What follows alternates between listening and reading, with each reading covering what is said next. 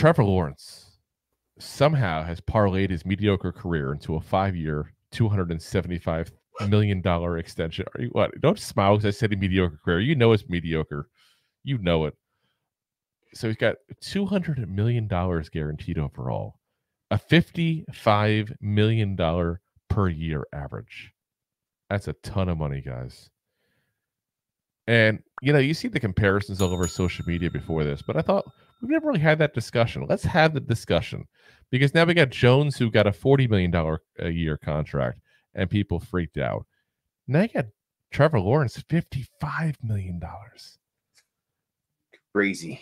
And the crazy thing is, they're almost the same player, guys.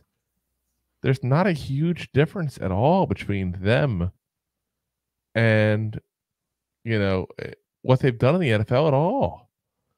So the whole point of this is not to say Daniel Jones is a good quarterback. Let me be very clear about that in the beginning. This is not that type of argument here. The argument I am making, though, is that while Daniel Jones might not be a great quarterback, and we're paying him more than we should have, $40 million, at least we're not paying him $55 million. That's the big thing right now. At least Jackson. Yeah. At least we're not paying him $55 million. So let's have that conversation of, is Jones better than Lawrence? So Daniel Jones has a 0.55 better completion percentage. He wins that battle 64.3% to 63.8 for Lawrence. Jones averages 208 passing yards per game. Lawrence 235. Jones averages, so obviously Lawrence wins that battle there. Jones averages 6.6 yards per pass, though. Lawrence 6.7, so that's almost identical. So a lot of the passing yards per game is the fact that Trevor Lawrence throws the ball more often. Daniel Jones's passing rating, 85.2. Lawrence is 85. Again, really, really close. These guys are really like neck and neck numbers wise. Jones has 40 interceptions to Lawrence's 39. But he's also played in 10 more games. He's played in 60 games compared to 50. So he's much better on a per game basis. And again, per throw, you can even do it. And he'll be better as well. Lawrence has him beaten passing touchdowns per game because he has 58 touchdowns in 50 games compared to Daniel Jones' 62 and 60. But Jones also has been sacked almost twice as much. That's got to be part of the equation. Like, I'm not trying to be the guy who makes excuses for Daniel Jones. There's enough of those out there in this world. That's what it sounds like. No, but I'm saying, like, it's part of the equation. Like, if you're having trouble staying upright, it's harder to succeed. And Daniel Jones... me it's harder to throw the ball when you're in your butt. Yeah, exactly. So Daniel Jones has been sacked 179 times in his career compared to 94 for Trevor Lawrence. Now, you could also make the claim that some of it is Daniel Jones' issues reading the defense. We've talked about that before as well. So I'm not trying to put it all on the line because in the past I've said that as well. So I'll include that little asterisk on that statement there. Now, here's a huge difference. Daniel Jones has 1,903 rushing yards in his career compared to Lawrence's 964. Now, add in the averages, it's an additional 1 yard per rush. He had 5.7 yards per rush compared to Trevor Lawrence's 4.7.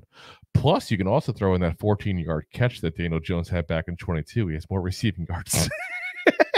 That one catch from 14, that was still an amazing catch, by the way. I do give him credit for that one. The other part you have to throw into this mix is Lawrence had better receivers. You basically had Sterling Shepard and Darius Slayton for Daniel Jones, where Lawrence has had Calvin Ridley, Christian Kirk, Marvin Jones, Zay Jones. Even Travis Etienne is a much better receiving running back than Saquon Barkley ever was. We've talked about Barkley's hand issues in the past. He's dropped a lot of balls. A lot of balls tipped for interceptions.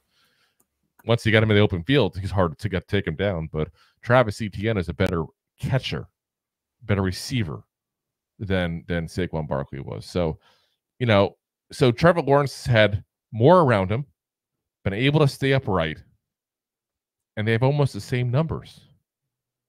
And you could also make the case that Trevor Lawrence, took a turn for the worse last year, digressed, same as Daniel Jones did. Not to the extent that Daniel Jones did. Let me be very clear on that. But, yeah, guys, there's not that much difference between these two players.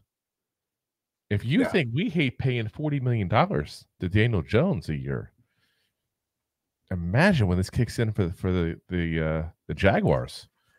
You know, I don't even brutal.